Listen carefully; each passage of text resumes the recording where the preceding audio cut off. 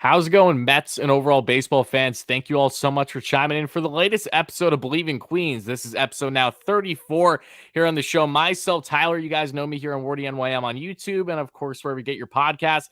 That's Anthony Recker, former New York Met, now MLB Network turned analyst, and Joe Serralo, host of the Serralo Sports Talk, all part of the Bleav Network. I would first like to apologize for everyone here on YouTube that's patiently waited. We were supposed to start the show 40 minutes earlier, but unfortunately things got set back just a little bit. So for everyone that is watching the show live on YouTube, we greatly appreciate it. But we do have a fun discussion for you all. It's going to be regarding not only the latest news and rumors for the Mets, highlighted by Carlos Rodon. What's the latest on him? Do the Mets still have a connection? Yes, they do, and it's an important update that's come out earlier today. The Mets are showing interest in a reliever, that being in Tommy Kahnle. We'll be getting into him as well, along with some coaching updates and just sharing our raw thoughts on all the latest for the Mets as we are inching closer and closer to winter meetings that begin next week. But before we get into it all for the rest of the show, Joe, what you got for me, my man? Got that Bet Online read for you, Wardy. By the way, to everyone who's been waiting patiently, my apologies. It's a bit sharing studio space. But Bet Online, that's the show's sponsor. So head on over to betonline.ag. Use the promo code Bleav. That's BLEAV, Bleav, for your first time, one-time 50% welcome bonus. Bet Online will match any deposits between $50 and $1,000 if you use that promo code Bleav. So head on over there, get your bets in for what do we got going on right now? NFL, college football, NBA, college hoops, hockey. Everything's going on right now. MLB futures World too. Cup, baby. World Cup. US, baby, putting his body on the line. Rooting for the USA. Like, come on now. Head on over to Bet Online. Get those bets in. It's where the games begin.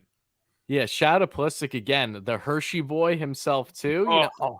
Absolute beauty. Literally, he's in a hospital bed taking a selfie saying he's so proud of the boys and he's expected to be ready for Saturday's match against Netherlands. Love to see that. Sacrificing his bits for his country. Yeah, exactly. But guys, we do have a fun discussion today, putting the World Cup aside for a minute. And I do want to let you all know that there are some quick coaching updates to share. That is regarding, yes, that being Bjornsson, who is the Mets' current bullpen coach. He's actually out, I should say, in that role. Jeremy Hefner is now going to be looking for someone to hire there in that position. Of course, it was longtime Ricky Bones. He's now with the Washington Nationals. The Mets part with him. Basically clean house last offseason, brought in Bjornsson. I can't even say his last name properly. Was with the Astros for a bit, and now he's no longer in the Mets organization. The Norwegian. Bjornsson. There you Bjornsson. Go. We also got power lifter. The Mets have changed. Yes, that I grinded watching all videos on powerlifters for a while, so I'm glad that you mentioned that. But now let's get. I don't know what grinded means in that sentence, but I'll just roll with it. Grinded means when you grind something. I'm not gonna lie, I'm a little bit worried that you were grinding to some guys working out. And no, I'm not thinking like that, you schmuck. When I say, I don't know. Let me explain real quick. Grinding in the sense of if I'm grinding content. Let me explain, guys. Let me explain my grinding. To each his own. Do your thing. Do your thing, Morty. We love you, man. You ruined it. It's if I'm grinding content, for instance, it's by working on my content for an extensive period of time. I think what's making it worse is you're explaining it. Okay. Yeah. All right. I'll just shut the fuck up. Okay. Now let's get the coaching staff. Bench coach. That is Eric Chavez. He has been promoted from the original position of being hitting coach. This should come as a surprise to absolutely nobody. When the Mets originally made this hire, prying him away from the Yankees last offseason, I fully expected that he was basically just going to be in the hitting coach role for at minimum a year, if not two, and then would move up to the bench coach because he's very well has a great chance of being the next manager for the Mets once Buck Showalter's time in Queens is done, which is not anytime soon, hopefully. Glenn Sherlock, who was in that position, was basically in that as a filler role for a year. He is now going to be working with catchers for the Mets in the 2023 season. And Jeremy Barnes has now been moved up to the hitting coach for the Mets as of now. So that's all the latest from the coaching staff. Rex, starting with you, anything that you would like to add, especially with Chavez, because he had quite the impact on the Mets in their hitting approach this past year, and now he's going to get a step closer to potentially being manager down the road. Yeah, look, this is a very respected baseball mind. It's no accident that Billy brought him in with the Mets, in the hitting coach role, but it was really just to get him in-house and make sure that they had Eric Chavez on the payroll so that they could quickly move him up the ladder. He's seen by many in the baseball world as an ascending star when it comes to potentially being a manager one day. knowing him as I want to say as well as I do, but as I do, he is going to do extremely well one day as a manager. And so to have him in that bench coach role, learning from Buck, but also adding to what's going on here. I hesitate when people say, "Oh, he's going to learn from Buck so much." Realistically, the idea of a coaching staff is bringing together different ideas, different thoughts, and different minds to form a cohesive and collective game plan strategy. And so guys like Eric just think about the game in a little bit different way. So as he's learning from Buck, Buck's going to be learning from him, and they're going to be learning from Jeremy, and they're going to be learning from Jeremy Hefner. Like, I mean, it's going to go round and round. And so I'm really excited for the Mets. Jeremy Barnes did some great things as an assistant hitting coach last year. As the hitting coach, it's going to be a very similar philosophy, very similar style of approach. Hopefully they're able to hit the ball out of the ballpark a little bit more, because outside of that, they did everything else really well as an offense collectively. So to me, it just comes down to getting the right bats in place in that from that perspective. Otherwise, Jeremy Hefner has been fantastic as your pitching coach. So him staying in that role doesn't surprise me. Looking for another bullpen coach, actually more of a, from what I heard the reports, more of a pitching assistant coach who will also serve as the bullpen coach. So someone who's really going to come in with some different ideas, and shake things up a little bit too. That's what the Mets are trying to do, as many different ideas, minds. And it's a great philosophy. I love what they're doing. Billy Epler, that front office, Buck, they're all pushing the right buttons. And I think this is nothing but good news for the Mets. And I want to ask you now, when you talk about the Mets and trying to get as much minds as possible in this coaching staff, I am curious as to how much, if at all, this move that the Mets just made within internally on their coaching staff had to do with the Carlos Beltran situation of recent. For those that don't know, just around a week and a half ago, the Mets did interview Carlos Beltran as they were trying to get him on the coaching staff. And according to reports, because a month left in the regular season, apparently came out that the Mets were expected to be going in on Beltran this offseason for a coaching role, because last offseason, before the Mets hired Buck, right as he did, actually, I should say, Buck was a heavy advocate for having Beltran on his staff. However, at the time, Mets front office was not in favor of the move. Things quickly changed as Buck did a great job for the Mets throughout the 2022 season, and now Buck was trying to get him back on his staff. So Beltran, however, denied the Mets for whatever role it was that they were approaching him with. So starting off with you, Joe, what's your thoughts about that? Because I'm curious. Like, I kind of wish we found out what role exactly the Mets were trying to get Beltran for, because I was always someone that if Beltran would come to the Mets, it would make perfect sense if you would have him in, say, a bench coach role, should he want to have aspirations of being a manager in the league. And as we know, he was for the Mets for like a hot 5 minutes. So give me all your thoughts about that. I'm curious. Yeah, what exactly was Kim Kardashian's marriage to Chris Humphries or Carlos Beltran's stint as manager of the Mets? I think they were both in that 80-day range. To me, the Eric Chavez to bench coach role definitely is because Beltran turned that exact role down. I think that would have been an incredible staff, having Buck be the manager, Beltran on the bench coach, and Chavez as the hitting coach, given, the incredible strides this Mets team made offensively last year. I know we talk about them coming up short a little bit in the power department, but, this was still one of the best hitting teams in baseball, right? Bottom 5 in strikeout rate, top 5 in contact rate. They were a great offensive team, even though at times, the power was lacking. So there's no doubt that's the role Beltran was offered. And I get him turning it down. He was hired a couple of years ago to be the manager of this team. I could see how you could take that as, a demotion or as insulting to then be asked to come back and be the bench coach. But I love the Chavez move to make him the bench coach. I think you guys both touched on this pretty well, but he's going to be a manager in this league sooner rather than later. And, I see this being a type of situation where, hey, maybe this year, next year, Buck goes out there, finally, like Dusty Baker just did, rights the ship, wins the World Series, and then can retire off into the sunset and kind of hand the reins to a guy like Chavez. But I also think that, having Chavez and having Buck as essentially your top 2 minds, your top 2 coaches in the dugout, I think that it's incredible because you have the balance of Buck, I always say, is the smartest guy in the diamond on either team, either dugout. And then you've got Chavez, who has that newer school approach. Jeremy Hefner, that newer school approach, whereas Buck is just an old school brilliant baseball mind, and then you get, two really young top assistants under him. I personally love it. What about you, Rec? I just have to add that Xavi's not that young. Just hopefully he watches this and he gets to, sees that little dig. But outside of that, I already said I think Xavi's going to be great in this role. I love the way this coaching staff sets up, and I think it's nothing but good news for Mets fans. Awesome. And before we advance further in the show, I just want to thank everyone here again on YouTube. If you're watching live or on replay, don't hesitate from smashing that like and subscribe button. Greatly appreciate it. And of course, make sure to rate, review wherever you get your audio podcasts. I did want to address 2 comments, quick donations. Pat with a $5 donation says, Wardy, I've changed my outlook on life. The Braves do suck, so give me a hell yeah. So inside joke we were doing throughout the year. I don't know if you guys know this. I'm not exactly sure who started this in my live chat on YouTube for post-game shows, but they would ask, donate, and say, give me a hell yeah if the Braves suck or something like that. So as the chat would spam hell yeah, I would yell at the same. So appreciate that, Pat. Hell yeah, indeed. Ed, thank you for the $2 donation. Says everyone learns from Professor Buck.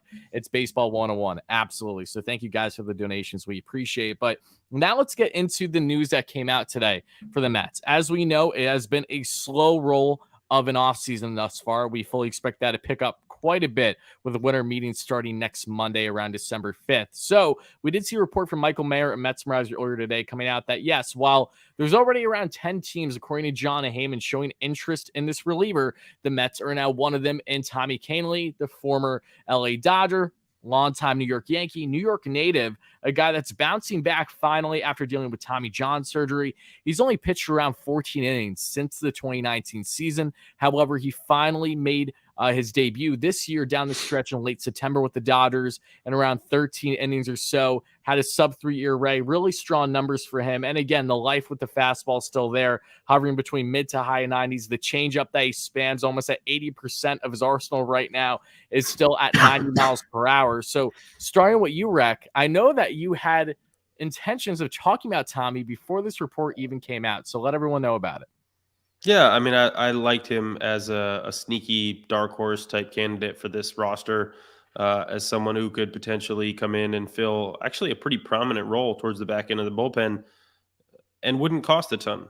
Look, I think with this Mets need to some guys because realistically, hold on one sec, Rec. Now, it's not me for a change. You're having I got audio a phone issues. call coming in here. Come on, let's go. Oh, you're getting Computers. a phone call? Yeah, how about that? Phone. What? You have a Mac? Picked up the phone call. Mrs. Wrecker is wondering where he is. No. Why'd you lock the door and disappear an hour ago, honey? Hold on. The computer's actually hooked up to her phone, so that was her getting a call, not me. Okay, well, we're gonna need a minute because Mr. Staggy over here. Before we get to you, Rec, let's go to you, Joe. Let's talk about Tommy. Yeah. You sound terrible. Going to you, Joe. What's your thoughts on this report for Tommy? I haven't really heard anything about it when we discussed it off air. So I'm just so glad it's not me this time for a change. As far as the report, look, I mean, Kahnle's a proven guy. He's a guy who's pitched in big markets, a guy who's pitched in high leverage situations. I think, this team, this bullpen really needs some proven guys back there. The Marlins deal we talked about, I really didn't like that deal. Still don't really like that deal. The kid we got from the Yankees, I like him a little more, but he's unproven. In this case, go get Kahnle. I know that he's been out. He's missed some time with injury lately. But it's a guy who hopefully is still throwing gas. I mean, he was pumping 97, 98, change up in the, high 80s, low 90s.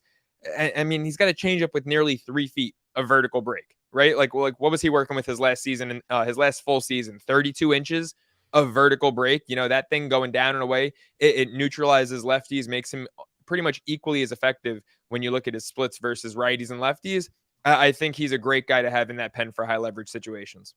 I think especially you're talking about, like bang for your buck. He's not someone that's going to likely cost you $10 million even on a 1-year deal. I would be pretty surprised by that, Right. I'd be shocked if he's more than 5 or 6. Exactly. I think his reputation can only take him so far. And even though that, yes, he has at least 10 teams as of now showing interest in him, even if the Mets overpay by, say, tops $1 million, you're still looking at a very affordable reliever that's looking for a fully healthy bounce back year. And he's coming off a Tommy John, which I think is important. It's not like an Alex Reyes situation that I actually just did a video on my channel yesterday, because he is a fellow reliever that high risk when it comes to his injuries, but the reward is very much there with electric stuff. He's dealt with shoulder ailments for his entire career, which you can understand the criticisms more than a Kahnle, who, yes, he's 33, but he's coming off of Tommy John now. He's looking to be fully healthy. He's someone that can surely have a nice impact at an affordable cost for a Mets team that, like any other team, is not going to be able to buy their entire bullpen. So, Rack, going back to you, let's try this one more time. Give me your thoughts on Tommy, what you had heading into the show prior to this report. Yeah, I mean, you guys discussed some of. Do I sound better now? Yes. Much. Beautiful. Good. You guys touched on some of the stuff I was going to say. So I'll just get into the thing that I think is going to help Tommy in this season. He was a guy, when I faced him back in 16, 17, he was going up and down with the White Sox at the time. And I was in AAA, up and down with the Braves, big leagues AAA with the Braves that year. And so we saw each other a few times. He was a guy who, when he worked slowly, he got destroyed. Like, I mean, it just wasn't good. It wasn't pretty. And we would get him out of his comfort zone. We would call timeout. We would do things to mess with him, and he would get flustered. Rule change, pitch clock. They had the pitch clock in AAA that year, but there were ways to kind of work around it and, kind of mess with guys. Basically, what I'm saying is he's going to benefit from this, having to pitch with pace all the time. That was literally the only thing that we noticed that we could really jump on with him. Otherwise, he was pretty darn good. I mean, but we lit him up sometimes because we got him to work a little slower. So basically what I'm saying is, this coming year, I expect him to have a big year, because he's not going to be able to work slowly. He's going to have to work with pace. I'm sure Jeremy Hefner and the staff are going to figure that stuff out and know that, and preach it to him anyway, even with or without the pitch clock. But realistically, I think it only sets up a really big year for Tommy. And again, it's a guy with really good potential that you can get, at a better value. I'm not gonna say good value. He's still going to cost you $6-7 million a year, but at a good value, at a better value. And it's going to be something that benefits the Mets in the long run, because they have a lot of other holes they need to fill. And when you have that many holes you need to fill, I don't care if you have Steve Cohen or not, you can't throw $30-40 million at every hole. It just doesn't work that way.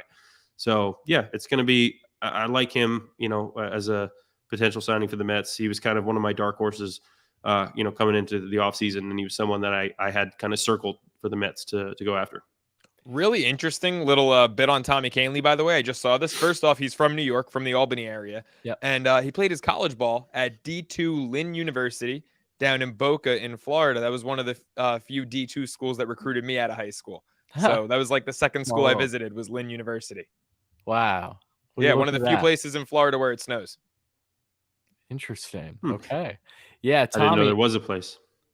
A couple colleges down there. Yeah, I think one of the more appealing things I like about Tommy is not only the fact, and I know it's kind of bizarre to say this, how I'm actually encouraged that his injury history is strictly Tommy John for the most part. I know that might seem bizarre, but again, we've seen so many pitchers bounce back from Tommy John fine. And the fact that in a small sample size, his arsenal was still very much there. We didn't see a drastic dip in his velo. He doesn't have current ailments that we know of. It's not a Dellin Betances situation, because I know a lot of Mets fans draw to that mindset anytime you talk about a former Yankee reliever, even though he's just recently with the Dodgers. People are even doing the same thing to an extent with Adam Ottavino. And I know that both you and I, Joe, have a stronger opinion on a positive notion on Adam than Record does, which is funny considering Adam was actually on MLB Network today. I got to make sure I rewatch that, see what he had to say. Yes. But point is that unlike Betances in this situation, Kahnle still has plenty to give. The life is there on his fastball and his changeup. And for what his cost is going to be on the short term, I just don't see how you go wrong in this deal, even in the scenario where you have to overpay by, say, at least $1 million to make sure you land him. He knows what it takes to win in New York. He's from New York. He understands the market. And that's another factor that I think is very important, especially when it comes to relievers, because we know it. Just like anywhere else, it's not an easy place to play when you're in New York, especially in Queens, with how adamant, passionate this fan base is. I feel like Tommy would fit in beautifully, the same way that he was comfortable being in LA, even though that it was a small sample size. That as well is not an easy market to play in, essentially. So yeah, a lot of positives for Tommy. I did a video on him earlier today, and I was trying to reroute a lot of people that watch a video to come check out the podcast. So hopefully they've done that as well. But from there, I guess my question for you guys is, when you look at the bullpen configuration as it is, which is very few, you know, we got Seth Lugo, Trevor Williams, two guys that are likely not going to be in the Mets bullpen next year as of now. We've seen a lot of reports that they're being marketed as starters, which makes sense for their case to really get a big bag, a multi-year deal, say elsewhere, whether they actually become a starter or be a swingman, whatever it may be. So the Mets have a lot of gaping holes in this area. And there is one guy that we know, and that is, again, Adam Ottavino. There's been further reporting again that the Mets, he feels more likely than not to return to Queens at this juncture from everything that's been out there. He seems like that reliever that, as crazy as it is, because we did discuss initially with Adam the thought of 2 years, $20 million, and no chance in hell that the Mets could, would, or should do. That actually might find itself being a reality now. So, Joe, for you, do you think that that is still something that the Mets should go in and do, given the current state of the market, how expensive relievers are, how much Edwin Diaz quickly changed things for pitchers going forward? Or do you think it's in the best interest of the Mets to go out and try to find someone as that next Ottavino, as that next Aaron Loop, that you can get on a far cheaper scale? Not that you're trying to be cheap, just knowing how much money you need to spend on DeGrom, Nimmo, etc., to get the most bang for your buck with all the money that you're spreading out this offseason. Yeah, I mean, as long as Steve Cohen's running the show, I'm not really concerned with bang for my buck or, cutting costs anywhere. Yeah. It's just, for me, the question is, much like Aaron Loop, will Ottavino turn in another year like he did last year? And I think that answer is probably not. And especially, Rec, you mentioned in with respect to a different situation, you mentioned the pitch clock before. And, Ottavino, with these new rules being implemented, you're only allowed, two throwovers, right? 2 pickoff attempts. I mean, he already is one of the easiest guys to run on. You can do a third, but if you're unsuccessful in picking the runner off, he advances to second base. That's right. I mean, you're already dealing with a guy who's probably, the easiest reliever in the entire big leagues to run on. So now you implement that rule, and that makes Ottavino even less valuable. I really like the guy. I appreciate what he did last year. I think he had a great season. I just don't think he's going to necessarily replicate that season next year. And, I think I saw, who was it? Danny J in our chat just asked, as you were posing the question to me, do we think that the Mets will re-sign Trevor May? And I think Trevor May, he had his injury problems last year. When he got back and when he got in a groove, especially late in the year, when the Mets were dropping the ball against Atlanta, against the Padres, Trevor May turned in some really ballsy outings out of the bullpen.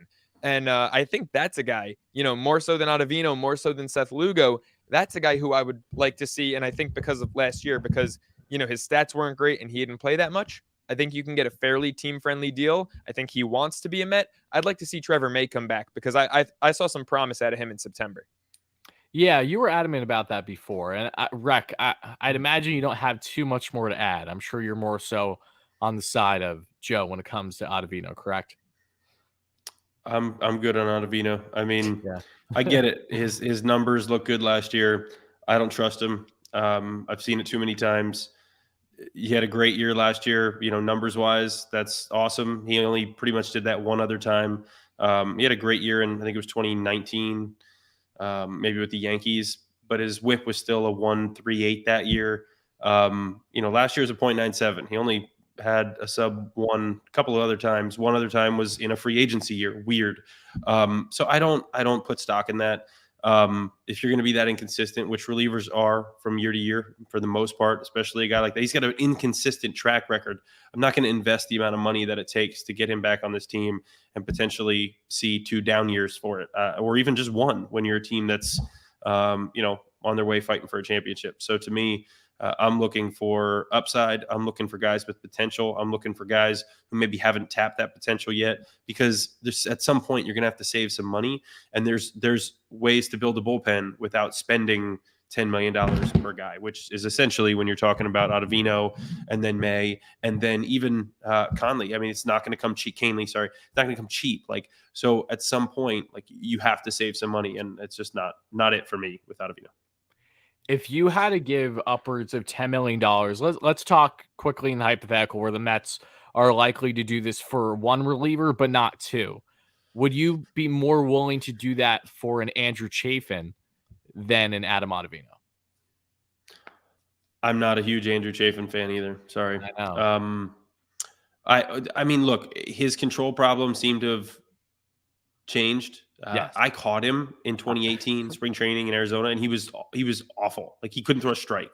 I don't know how he got guys out, because I would have just gone up and just take your base.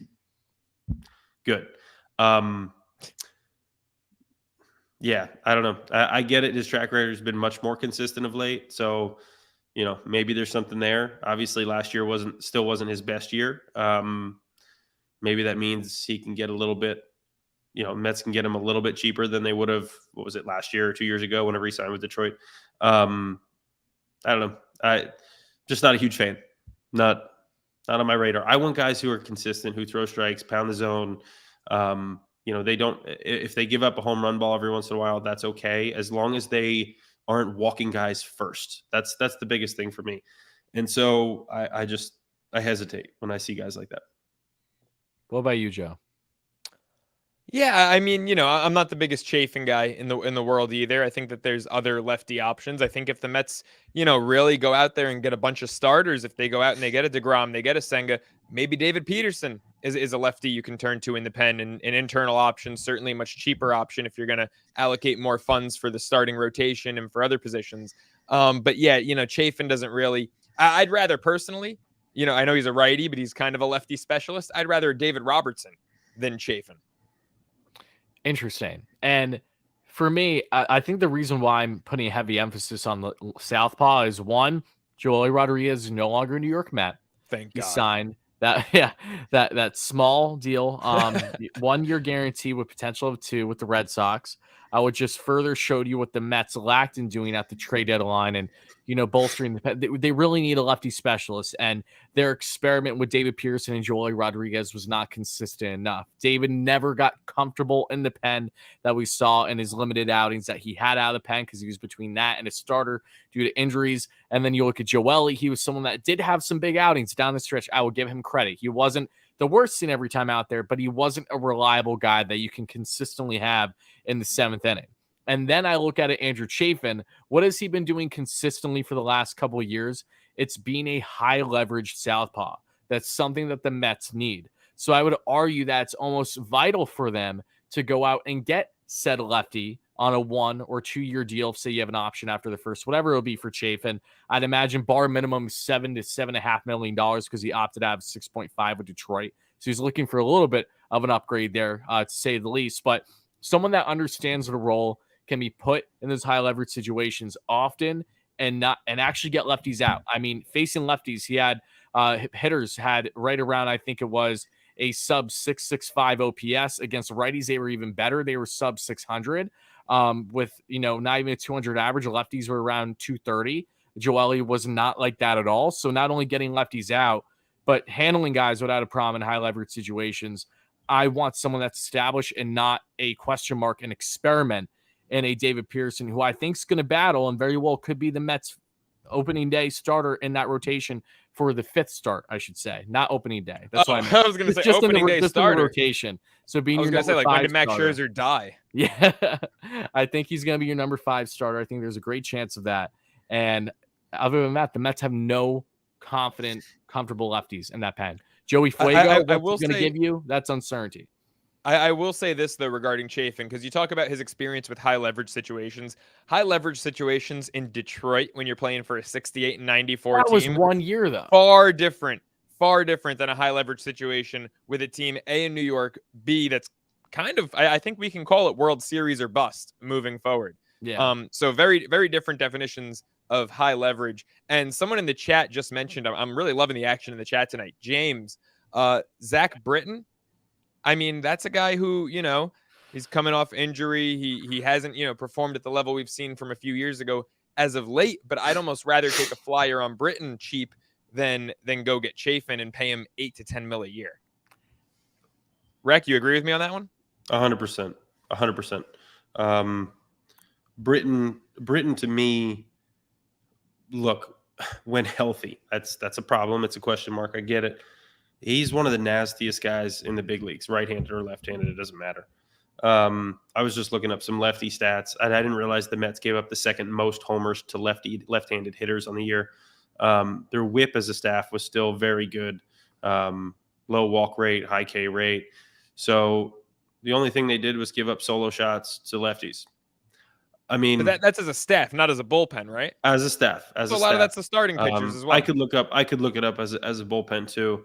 But realistically, I mean, it comes down to they didn't really have any lefties. They didn't have a left-handed specialist guy. Like there was nobody you brought in to face Bryce Harper. Like, you know what I mean? Like they flirted with it with Peterson down the stretch, but it didn't really work out because he wasn't used to doing that. So I'm still of the mind that they don't need a lefty, but seeing those, like, you know, some of those stats, it does at least bring to mind, okay, you know, having one guy in there that you know is going to get out the lefty in that spot might be good. Might be a good place to invest. It's not Jerry Blevins anymore. Jerry, love you. You're not pitching anymore. So who's it going to be? Need to find one. Scott Rice, he was my guy back in 2013. Got all lefties out, little change up underneath the barrel. Loved it. He was also an inning eater that year, wasn't he? Oh, big time. He took was it like Pedro Figueroa? No, not Figueroa. Pedro, what was his name? He was in that role like the 2 years prior in 12 and 11. Beato? Was it? Pedro Beato? He was a left-hander. I don't know. Feliciano. Feliciano. Thank you. Rest in peace. Yeah. I always forget he died recently. And he was on that team a little bit in 13, but he was shot by then. They just overused him. But Ricey kind of filled that role for us in 13. Then it was Bleav a couple years later, and for a number of years, they haven't had like a dominant left-handed reliever outside of Aaron Loup, of course. Loopy got everybody out though; it didn't matter in that one year. Yeah. So it'll be interesting to see. Sorry, I've got a cough; it just keeps coming up. Stop it. Sorry, Rick. I don't mean to be laughing at your demise. Timing is incredible. It is what it is. I can't stop.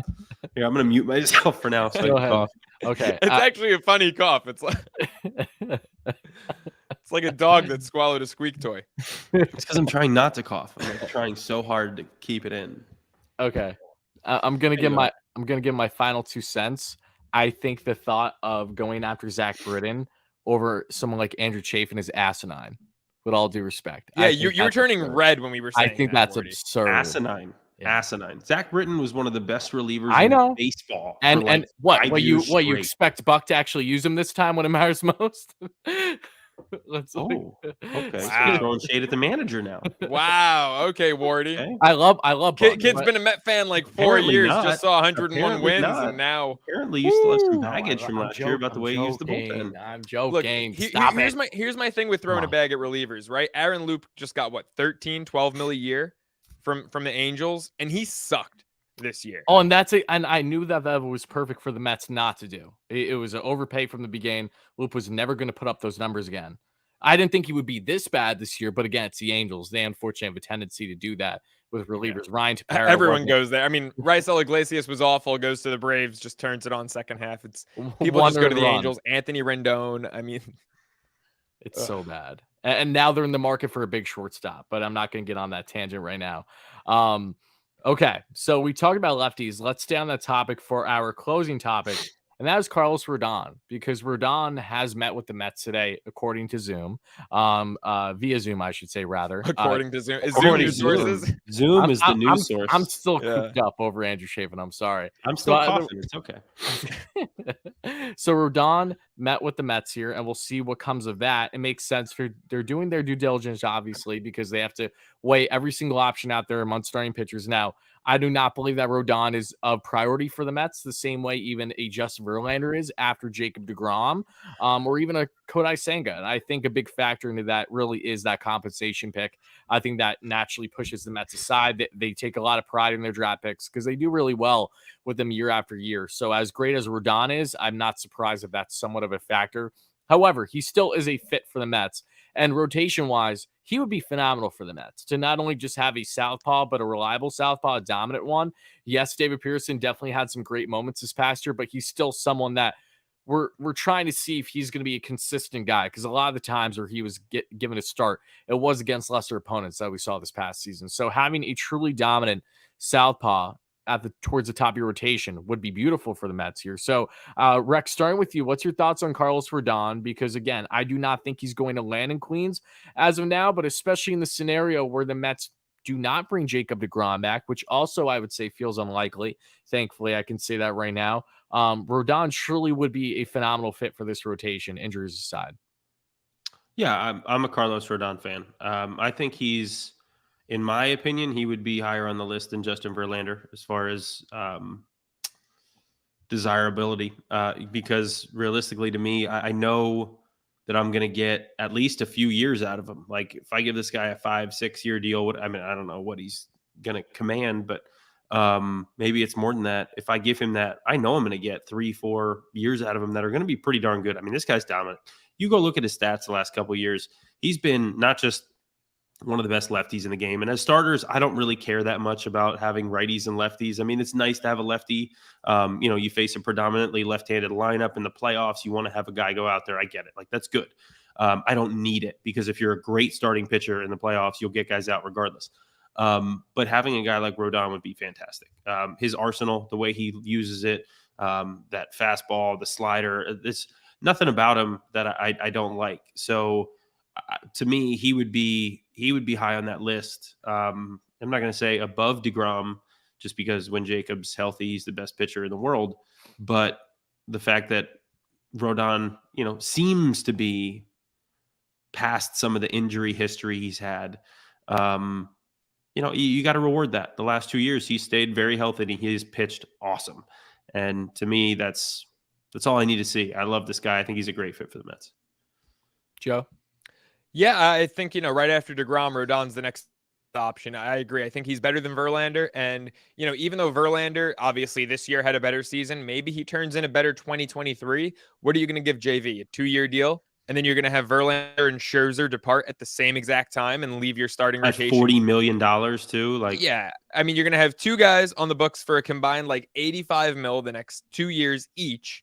And then you're going to have to start from square one, start from scratch when they're both gone in 2 years. I mean, I just don't think it's a good organizational move. I know the Mets are in a very win now mode, which I get. I appreciate. I want them to act and operate like that. But I think you can be in a win now mode with, a 4-year deal to deGrom, a 5-year deal to Rodon, 2 years to Verlander, 2 more years to Scherzer. It just doesn't make sense to me. But unlike, maybe last week or the week before on Bleav in Queens, I'm feeling a lot right now like Jacob deGrom is going to be back. And so, again, it's great to meet with Rodon. They also met with Verlander. Meetings are meetings. They don't mean a whole lot. But I think, you're not going to get both of them, right? I think you're going to get one of those three and then a Senga or a Bassett reunion as well. So right now I'm leaning towards a Jake combined with, Senga/Bassett, along with Scherzer to round out the top three of the Mets rotation. Yeah, and I 100% agree with that. Now, is anything impossible with Steve Cohen? No, of course not. Would I be absolutely, shocked in disbelief if the Mets say brought back deGrom and also got a Rodon?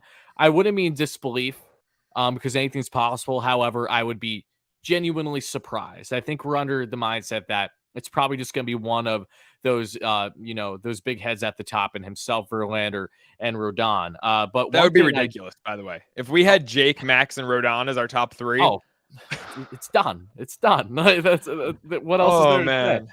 And that's the best. I heard some part. of you guys saying that before this year started when we had deGrom and Scherzer at the top of the rotation. Yeah, just saying. No, you're right. It's true. Yeah, you're right. It's true. Careful. By the way, Ronnie Mauricio, I don't know if you guys saw this. Yes. He just obliterated a ball. He's just sent that thing to the stratosphere in the Dominican League. This guy can rake. I cannot wait to see what we get back when we trade him. Because he's just got no spot on the team. Joe. Look, unless he can play center field this year at an elite level, he's just got no spot on the team. What about third base? That for the first time in his pro he's career, playing third base a little bit down he's playing third base right now in the DR for the first time since being drafted by the Mets. So I guess I like Beatty too. I'm not throwing Beatty out the door. Yeah. I mean, no, but we're going to need one of them. I think Escobar, the way, what was he, NL Player of the Month in September? I think Escobar has earned the opening day third baseman gig. But this will probably be his last year as a Met, and then it's either Beatty or Mauricio. I just don't see both of them being on the team moving forward. Okay. Two things real quick, and then we're going to wrap up the show because I don't want to hold up everyone too long, especially on YouTube after waiting like 40 minutes. I do want to appreciate H Train for the donation. Thank you so much. He asked real quick, do you think the longer things are slow, the more likely Nimmo is going to end up elsewhere? And not Mets related, but did we see yes, we saw the Abreu move. Not surprised. I'm surprised that he went to the Astros, but I'm not surprised they didn't come to the Mets. I never thought the Mets were going to land Abreu. I thought he was actually going to San Diego. He signs a 3-year, $60 million deal with the Astros. Good move for them. Good, happy for him. Love Abreu. I'm a casual White Sox fan, so I want to see him actually get a chance to win something, for the first time in his career. Now he's going to have the chance to do that. But Nimmo, that's a decent question. With things dragging out longer, is the likelihood of Nimmo parting greater? Rex, starting with you, what's your thoughts on that? Because for me, at least, I think Nimmo, the Mets are prioritizing. They need to prioritize him, but his market price is truly going to be astronomical. And is that something that the Mets are going to be comfortably willing to do at, say, hypothetically, $130 million, like a Shin-Soo Choo type contract? Excuse me. How many years are we talking at 130 million? I mean, that sounds like 6, right? At least 6, yeah. 6, right? Little over 20 million a year for one of the best center fielders in the game. I'm good with that. Like, I don't think that there is a world in which the Mets are better without Nimmo in center field next season. There's nobody else that can play center field and do what he does at the plate on the market, unless there's a trade that I'm just not seeing. But the Mets have said they don't want to part with any top prospects, for a move like that, especially at least right now, not yet. So I don't see there being any other way. And with that, I think you got to assume Steve Cohen's going to make it happen. So that's what I say. I don't see him going anywhere else, no matter how long it takes. I still think he's going to end up being a Met. What about you, Joe? I'm hopeful he's going to be a Met. I just right now, I don't. It's scaring me. The silence is scaring me right now.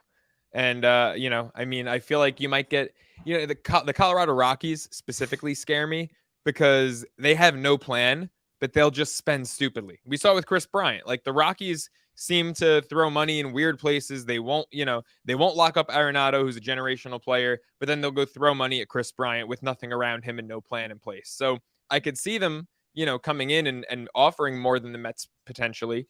Again, if you want to win, I don't know why you'd go to Colorado, but not too far from where you grew up in Wyoming. Maybe they'll come in with 10, 20 more mil than the Mets will.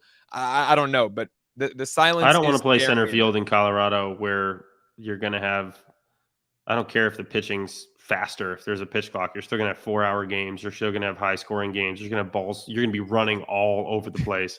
Yeah.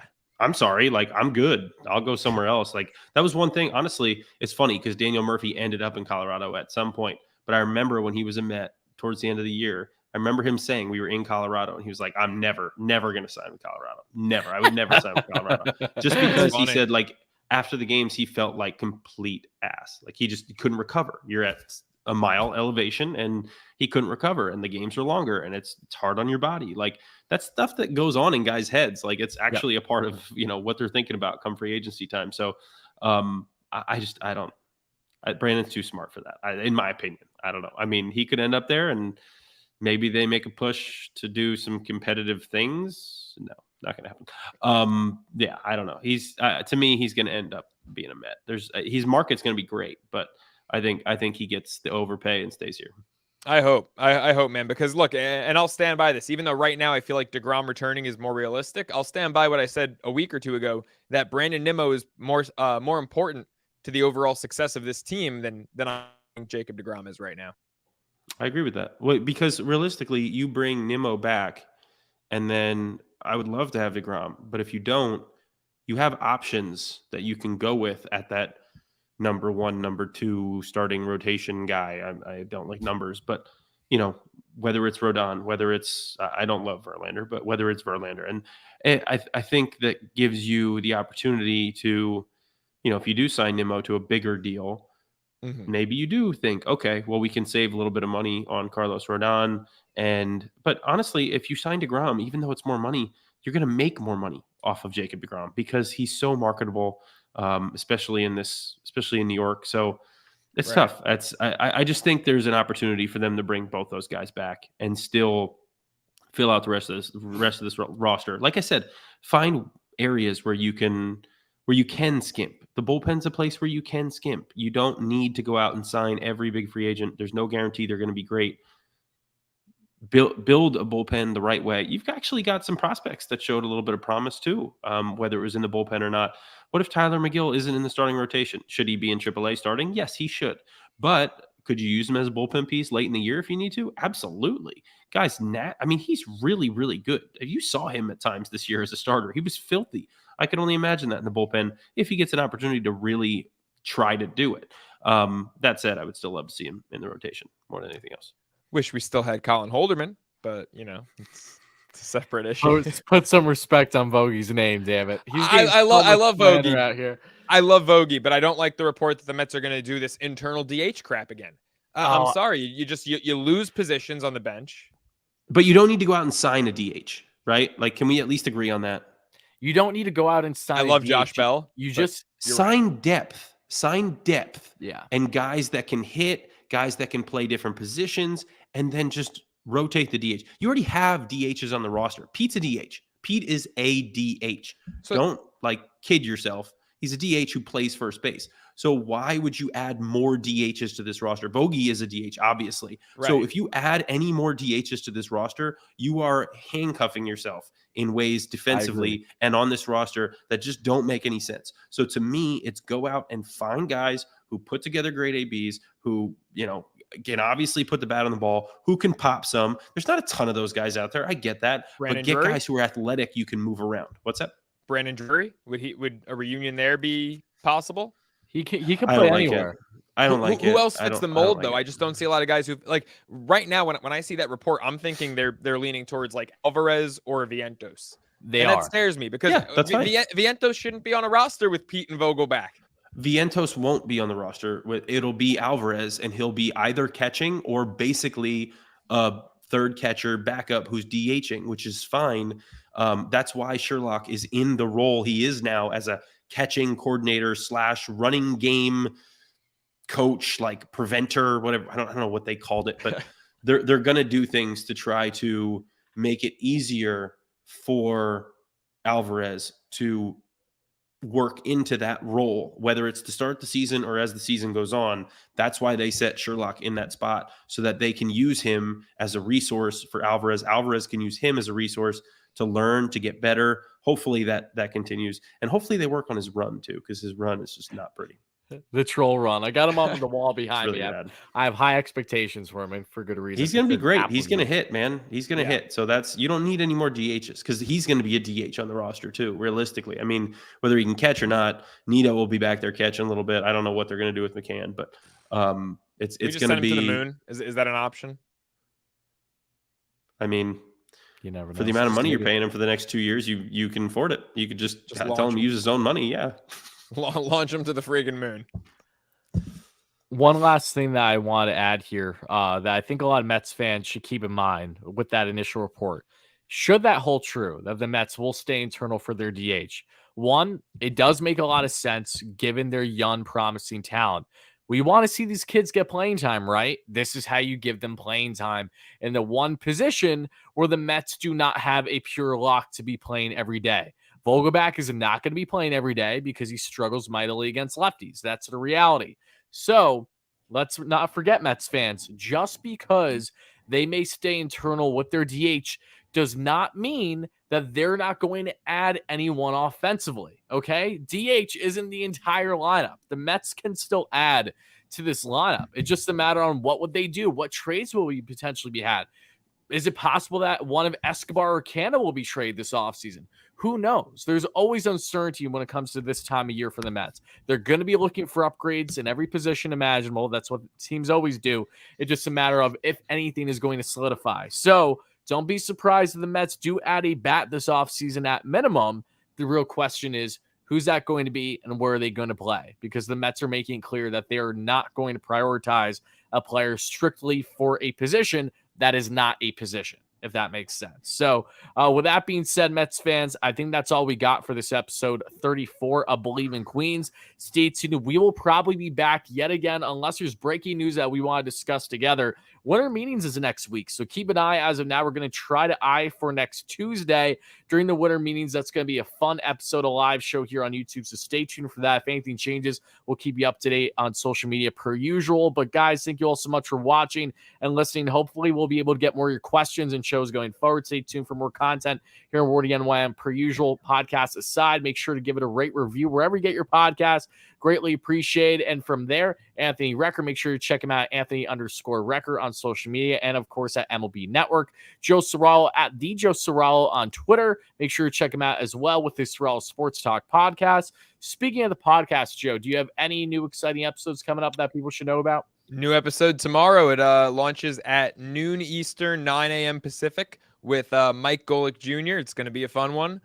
A lot of great stories. You guys aren't going to want to miss it. Awesome.